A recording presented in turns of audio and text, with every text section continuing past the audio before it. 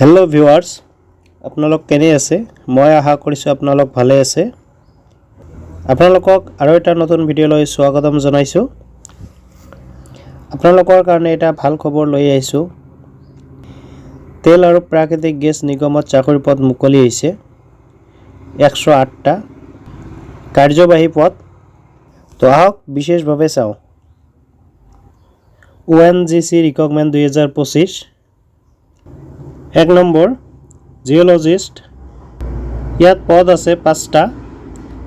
Education qualification নিম্নতম 60% নম্বৰৰ সৈতে ভূমি বিজ্ঞানত স্নাতকোত্তৰ ডিগ্ৰী থাকিব লাগিব বা নিম্নতম 60% নম্বৰৰ সৈতে পেট্ৰলিয়াম ভূমি বিজ্ঞানত এম সায়েন্স বা এম টেক বা নিম্নতম 60% নম্বৰৰ সৈতে ভূতাত্ত্বিক প্ৰযুক্তিত এম টেক থাকিব লাগিব। 2 নম্বৰ জিঅ'ফিজিচিষ্ট সাৰফেচ, ইয়াত টোটাল পদ আছে 3টা।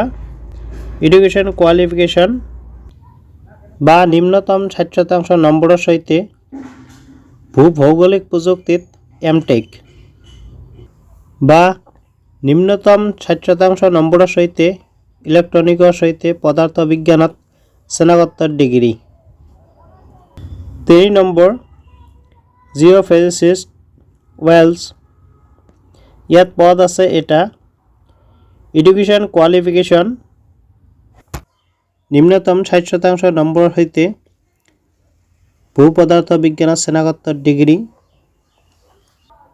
বা নিম্নতম 60% নম্বৰৰ সৈতে ভূ ভৌগোলিক প্ৰযুক্তিত এম টেক বা নিম্নতম 60% নম্বৰৰ সৈতে ইলেক্ট্ৰনিকৰ সৈতে পদাৰ্থ বিজ্ঞানত স্নাতকোত্তৰ degree. 4 number AEE production mechanical, ইয়াত পদ আছে 11টা।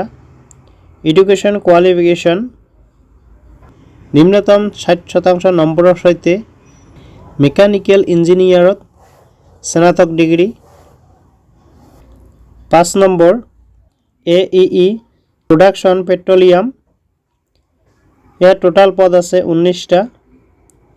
এডুকেশ্যন কোৱালিফিকেশ্যন নিম্নতম 60% নম্বৰৰ সৈতে পেট্ৰলিয়াম ইঞ্জিনিয়াৰিঙত স্নাতক ডিগ্ৰী থাকিব লাগিব। 6 নম্বৰ AEE প্ৰডাকশ্যন কেমিকেল, ইয়াত টোটাল পদ আছে 23টা। এডুকেশ্যন কোৱালিফিকেশ্যন নিম্নতম 60% নম্বৰৰ সৈতে ৰাসায়নিক ইঞ্জিনিয়াৰিঙত স্নাতকোত্তৰ ডিগ্ৰী থাকিব লাগিব।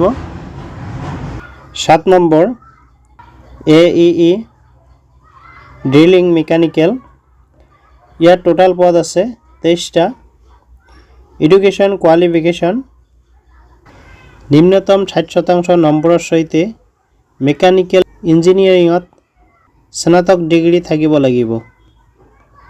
8 নম্বৰ AEE ড্ৰিলিং পেট্ৰলিয়াম, ইয়াত টোটাল পদ আছে 6টা। এডুকেশ্যন কোৱালিফিকেশ্যন নিম্নতম 60% নম্বৰৰ সৈতে পেট্ৰলিয়াম ইঞ্জিনিয়াৰিঙত স্নাতক ডিগ্ৰী থাকিব লাগিব। 9 নম্বৰ AEE মেকানিকেল, ইয়াত টোটাল পদ আছে 6টা।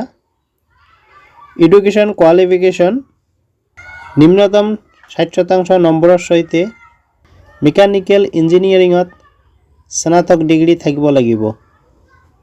10 নম্বৰ AEE ইলেক্ট্ৰিকেল, ইয়াত টোটাল পদ আছে 10টা। এডুকেশ্যন কোৱালিফিকেশ্যন নিম্নতম 60% নম্বৰৰ সৈতে বৈদ্যুতিক অভিযান্ত্ৰিকত স্নাতক ডিগ্ৰী থাকিব লাগিব। আদাৰ্ছ ক্ৰাইটেৰিয়া বয়সৰ সীমা AEEত সৰ্বাধিক বয়স 26 বছৰ। জিঅ'লজিষ্ট জিঅ'ফিজিচিষ্ট, ইয়াত সৰ্বাধিক বয়স 27 বছৰ। কেটাগৰী ৱাইজ বয়সৰ ৰেহাই দিয়া হৈছে। OBCৰ কাৰণে 3 বছৰ, SC STৰ কাৰণে 5 বছৰ, PWBDৰ কাৰণে 10 বছৰ আৰু এইটো ৰেজিষ্ট্ৰেশ্যন কৰোঁতে ফিজ পে কৰিব লাগিব কেটাগৰী ৱাইজ জেনাৰেল EWS OBCৰ কাৰণে 1000 টকা SC ST PWBDৰ কাৰণে কোনো ফিজ নাই ইম্পৰ্টেণ্ট ডেট আৰু এইটো অনলাইন ষ্টাৰ্ট হৈছে 10 জানুৱাৰী 2025 পৰা আৰু ইয়াৰ লাষ্ট ডেট 24 জানুৱাৰী 2025 লৈ থাকিব এইটোৰ অনলাইন কৰা লিংক ভিডিঅ ডেসক্ৰিপচনত দি থম তাৰে পৰা গৈ আপোনালোকে অনলাইন কৰিব পাৰিব মই আশা কৰিছো আপোনালোক নিশ্চয় বুজি পাইছে কিবা যদি বুজাত অসুবিধা হৈছে মোক কমেন্ট কৰিব নিশ্চয় আপোনাক সহায় কৰিম যদি ভিডিওটো চাই ভাল লাগিছে লাইক কৰিব বন্ধুবৰ্গৰ লগত শেয়াৰ কৰিব যাতে সকলোৱে গম পায় আৰু চেনেলটো সাবস্ক্ৰাইব কৰি কাষত থকা বেল আইকনটো দবাই ৰাখিব যাতে এনেকুৱা ধৰণৰ ভিডিও দিয়াৰ লগে লগে আপোনালোকে পায় তো আজিৰ ভিডিও এইখিনিয়ে আছিল